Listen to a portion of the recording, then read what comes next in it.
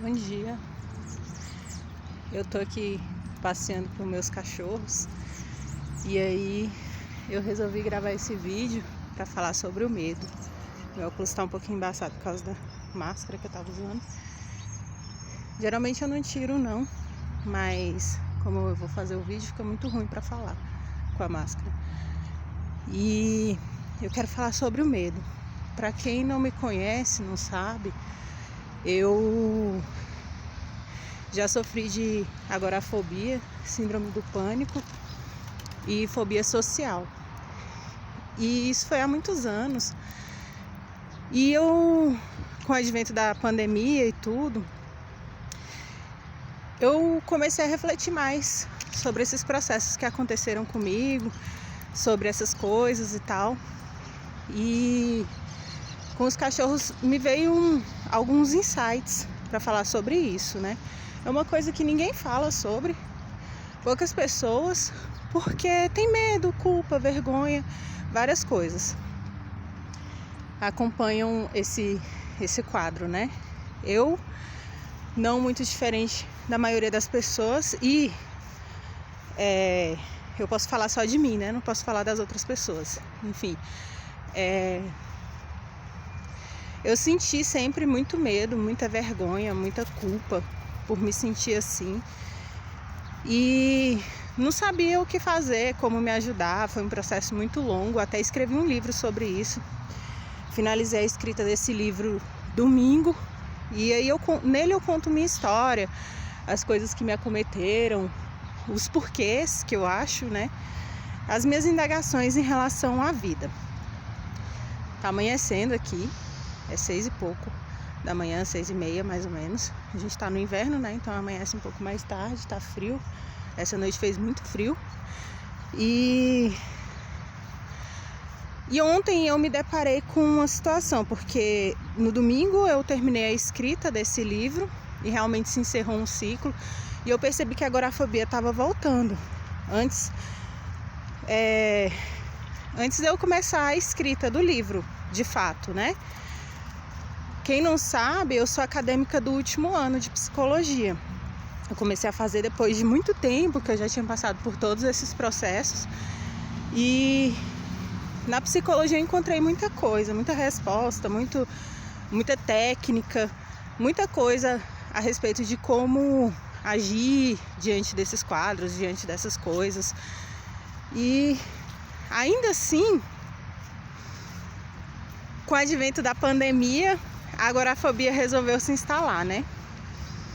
E eu fiquei pensando sobre isso e tal, e eu ficava me perguntando o que será que tinha acontecido para que a agorafobia voltasse, o que eu estava fazendo de errado, né? O que eu tinha feito de errado da primeira vez para que ela voltasse. Então, eu percebi que era um processo que, na verdade, eu estava tentando calar dentro de mim, ao invés de dar ouvidos a isso e entender o que estava acontecendo. E aí eu deixei ela vir. E aí resolvi escrever o livro, coloquei nele os meus porquês e tal. E há uma semana, mais ou menos, eu comecei a passear com os cachorros, porque tem a necessidade de passear com eles. Quem não conhece, eu tenho o Boris e a Frida. E ela é muito agitada, tá até pulando aqui em mim. Ela é muito agitada, ela é um filhote, mas ela é grande já. E ela é muito agitada e precisa desses passeios. E conforme eu fui fazendo esses passeios, eu percebi algumas coisas que foram mudando. No ano passado, eu estava ficando com medo de cachorro. Eu frequentava uma casa, e aí, uma casa religiosa, né? E lá tinha uns cachorros, pastores belgas. E esses cachorros eram muito grandes. A fêmea tinha acabado de ter filhote e ela estava muito nervosa. E eu não sabia, mas no dia anterior ela tinha atacado uma pessoa. E aí, depois ela no dia seguinte ainda estava muito nervosa. Eles fizeram esse trabalho espiritual nessa casa, mas ela ainda estava muito nervosa e ela quase avançou em mim. Um dos irmãos lá da casa foi quem veio, interviu e tal. E a partir daí, eu passei a desenvolver um medo de cachorro que eu não tinha. né? E aí, a Frida ali, ó. E aí, depois que eu comecei a desenvolver esse medo, eu não entendia o que estava se passando, o que estava acontecendo. Eu ia me mudar para a roça e eu encontrei o Boris. É um cachorro que já é adulto, super dócil, maravilhoso cachorro. E aí eu resolvi pegar ele, porque já entendendo, né, das técnicas, eu sabia que era preciso eu desensibilizar. Para desensibilizar, eu tinha que me expor ao medo. Então, nada melhor do que um cachorro dócil. Só que o Boris, ele era um cachorro que foi criado na rua, eu acho, né?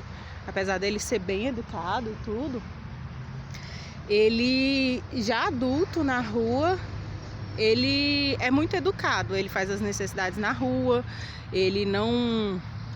Se pedir para ele ficar, ele fica, ele entende o nome dele. Assim, é um processo totalmente diferente. E quando eu peguei ele, eu vi a docilidade dele e tudo, mas ele com outros cachorros era extremamente agressivo. E eu percebia que, na verdade, isso era um medo. O medo, ele se manifesta de várias formas, né? Às vezes a gente se acua, como eu já fiz. Há muitos anos eu ficava acuada dentro da minha casa, dentro do meu quarto. Às vezes a gente fica agressivo porque a gente não sabe como reagir nesse mundo, o que fazer. Então a gente fica agressivo. Às vezes a gente fica... Frida! Frida! Às vezes a gente fica agressivo. Eu vou descer para ali porque ela tá indo lá pro meio da pista.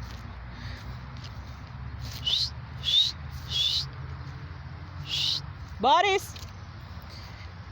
Então a gente sofre, a gente manifesta o medo de várias maneiras. Não necessariamente o medo a gente só se acua. Às vezes a gente é muito agressivo também por conta do medo. O medo de amar, o medo de se expor. Fazer esse vídeo aqui é um desses medos que eu tô deixando de lado, né? O medo do que as pessoas vão achar, o medo do que as pessoas vão dizer.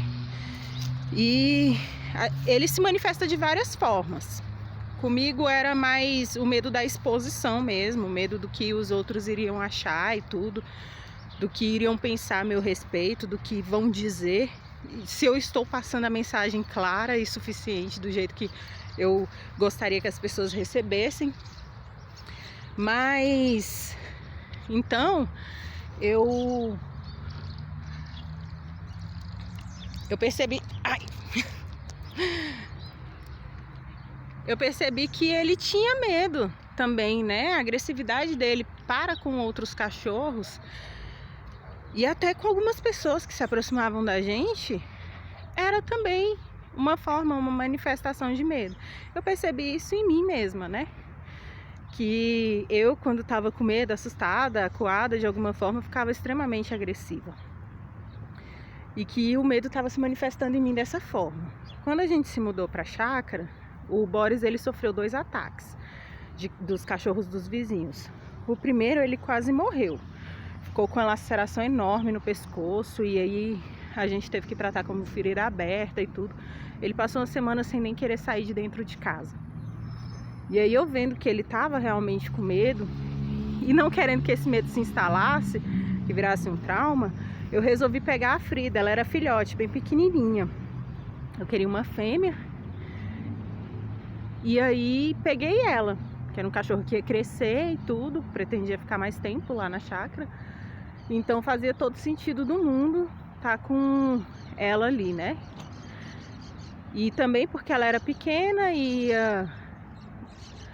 ia desensibilizar esse trauma dele em relação aos cachorros grandes que tinham agredido ele. Aí ele era muito agressivo com ela. Ela vinha tentar brincar e ele batia nela, batia. Isso foi em agosto de 2019 que a gente pegou ele, né? Quando a gente pegou ela já era outubro. E aí a gente ficou com eles dois.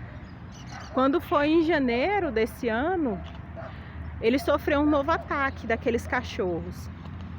E aí a gente decidiu se mudar de lá, porque não dava para ter tirado o cachorro da rua para ele ficar sendo massacrado por outros cachorros, né?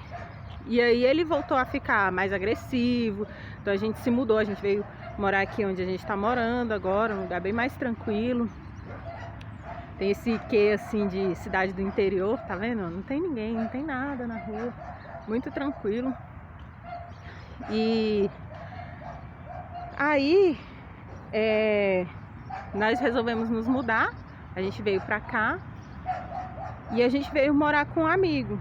E esse amigo tinha um cachorro e o Boris não aceitava esse cachorro de jeito nenhum, batia nesse cachorro, era ignorante com o cachorro e tudo. E aí a gente pegou e esse amigo, por conta da quarentena, foi morar com os pais dele na chácara que eles têm. Aí o meu amigo levou o cachorro embora. A Frida sentiu muita falta porque ele brincava muito com ela, o Boris não brincava, o Boris só batia nela. E aí o Boris pegou carrapato e pegou aquela doença do carrapato, quase morreu mais uma vez. Foram 3 episódios assim muito críticos que a gente passou com ele, de ter que dar medicação em menos de 1 ano que a gente tá com ele. Nossa. E aí a gente fez todo o tratamento, ele emagreceu bastante, andava com muita dor e tudo. Pensei que ele fosse morrer dessa vez também. E aí, quando pensa que não, ele ficou bom. E agora ele brinca com a Frida como se ele fosse um filhote. Ele brinca do mesmo jeito que o cachorro do meu amigo brincava. E ele agora não é mais agressivo com outros cachorros na rua. Ele vê outros cachorros, eu chamo ele, ele não vai, ele não ataca. Ele atacava todos os cachorros. E eu vejo que o medo dele foi embora, né? O medo que ele tinha, que ele acabava esvaindo esse medo através da agressividade. Olha aqui ele. Olha, eles brincando.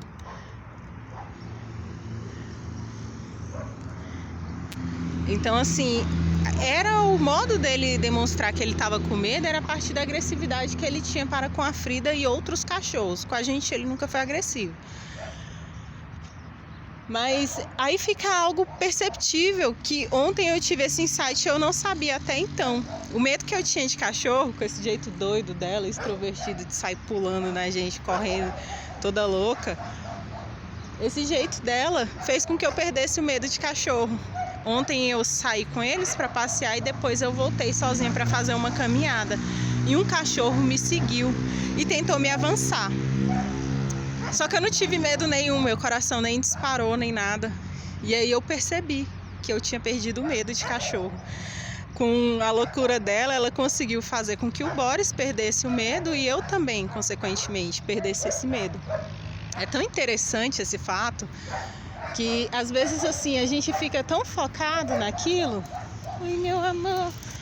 Ixi, lá vem cavalo. Aqui, o Borizinho. Então às vezes a gente fica tão focado no fato, fica tão focado no medo, naquilo, que a gente não se dá a oportunidade de ver outras coisas. Quando eu desfoquei do medo, parei de pensar no medo que eu tinha de cachorro e com o medo de sair, eu estava desenvolvendo agorafobia, agora eu tô saindo e tudo, mas vejam que não tem ninguém onde eu tô, né? Mas assim, tem sido muito terapêutico isso, é muito curioso que às vezes as coisas, os processos, eles findam e a gente nem percebe. Então o que eu quero dizer é isso, que pra gente tirar o foco, às vezes, das coisas que a gente está passando, daquilo que preocupa a gente, daquilo que amedronta a gente, do amanhã, de como vai ser esse mundo pós-pandemia. Eu tranquei a faculdade, eu não sei quando eu vou voltar, eu só pretendo voltar depois que normalizar as coisas, se algum dia for normal, mas assim, pelo menos dentro da minha concepção de normal, não essa modalidade online. E tirar o foco disso, entende? Porque uma hora ou outra tudo vai terminar, tudo vai acabar, tudo vai passar, tudo passa e a gente precisa de focar no que é importante. na nossa vida. Às vezes a gente abre mão de algumas coisas e a gente não percebe que a gente está ganhando outras, a gente não percebe que a gente está recebendo alguma coisa em troca, alguma coisa que a gente nem imaginava. Então, quando eu estava focando no jeito doido dela, porque se ela sai solta na rua, ela avança não, ela pula nas pessoas, ela pensa que todo mundo quer brincar, ela persegue todos os cachorros. E eu focando em tentar adestrar ela, tentar deixar ela um cachorro um pouco mais normal, acabei esquecendo desse medo, acabei esquecendo que isso existia. Olha aqui os dois brincando.